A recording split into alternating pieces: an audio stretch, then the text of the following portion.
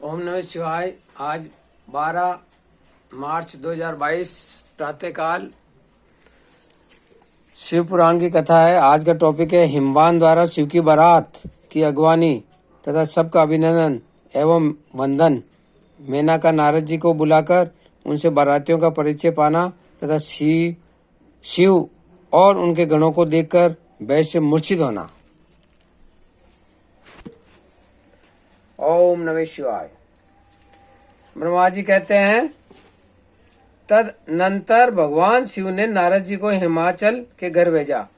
वे वहां की विलक्षण सजावट देखकर दंग रह गए। विश्वकर्मा ने जो विष्णु, ब्रह्मा और समस्त देवताओं तथा नारद आदि ऋषियों की चेतन सी प्रतीत होने वाली मूर्तियां बनाई थी उन्हें देखकर महर्षि नारद चकित हो गए। तत्पश्चात हिमाचल ने देवर्षि को बारात बुला लाने के लिए भेजा। साथ ही उस बारात की अगवानी के लिए मेनाक आदि पर्वत भी गए। तदनंतर विष्णु आदि देवताओं तथा आनंदित हुए अपने गणों के साथ भगवान शिव हिमालय नगर के समीप सानंद आ पहुंचे। गिरिराज हिमवान ने जब ये सुना कि सर्वव्यापी शंकर मेरे नगर के निकट आ पहुंचे हैं, तब उन्हें बड़ी प्रसन्नता हुई। तदनंतर उन्होंने बहुत सा सामान एकत्रित करके पर्वतों और ब्राह्मणों को महादेव जी के साथ वार्तालाप करने के लिए भेजा। स्वयं भी बड़ी भक्ति के साथ वे प्राण प्यारे महेश्वर का दर्शन करने के लिए गए।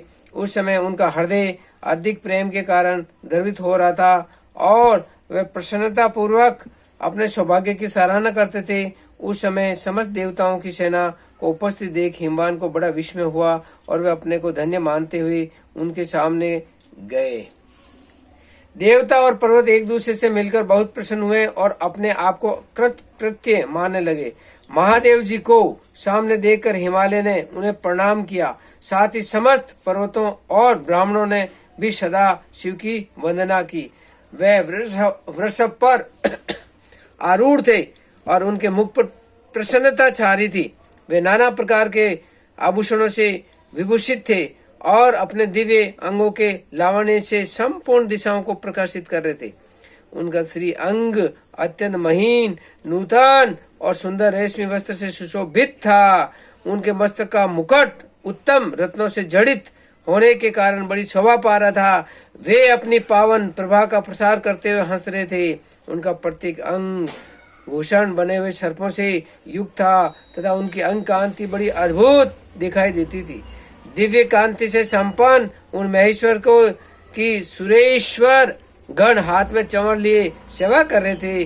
उनके बाएं भाग में भगवान विष्णु थे, दाहिने भाग में मैं था।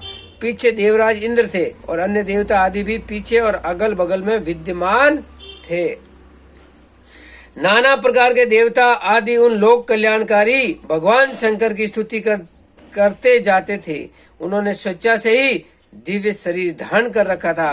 वास्तव में वे साक्षात परब्रह्म परमात्मा, सबके ईश्वर, उपासकों को मनोवांछित फल देने वाले, कल्याणमय गुणों से युक्त, प्राकृत गुणों से रहित, भक्तों के अधीन रहने वाले, सब पर कृपा करने वाले, प्रकृति और पुरुष से भी विलक्षण तथा सच्चिदानंद स्वरूप है। उनके दर्शन के पश्चात हिमवान ने भगवान शिव के वाम भाग में अच्युत श्री हरि का दर्शन किया, जो नाना प्रकार के आभूषणों से विभूषित हो विनतानंदन गरुड़ की पीठ पर विराजमान थे।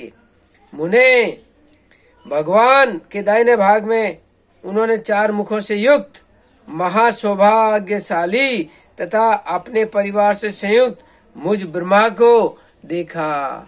भगवान शिव के सदा ही अत्यंत प्रिय इन दोनों देवेश्वरों का दर्शन करके परिवार सहित गिरिराज ने आनंद पूर्वक प्रणाम किया।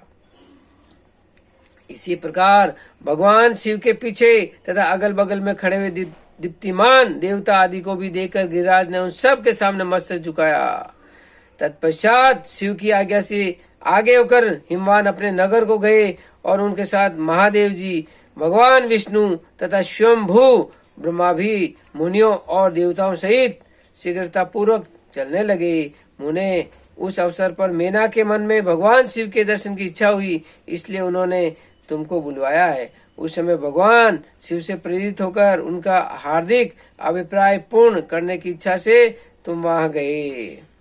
मैना तुम्हें प्रणाम करके बोली, मुने गिरजा के होने वाले पति को मैं देखूंगी। शिव का कैसा रूप है जिनके लिए मेरी बेटी ने ऐसी उत्कृष्ट तपस्या की है।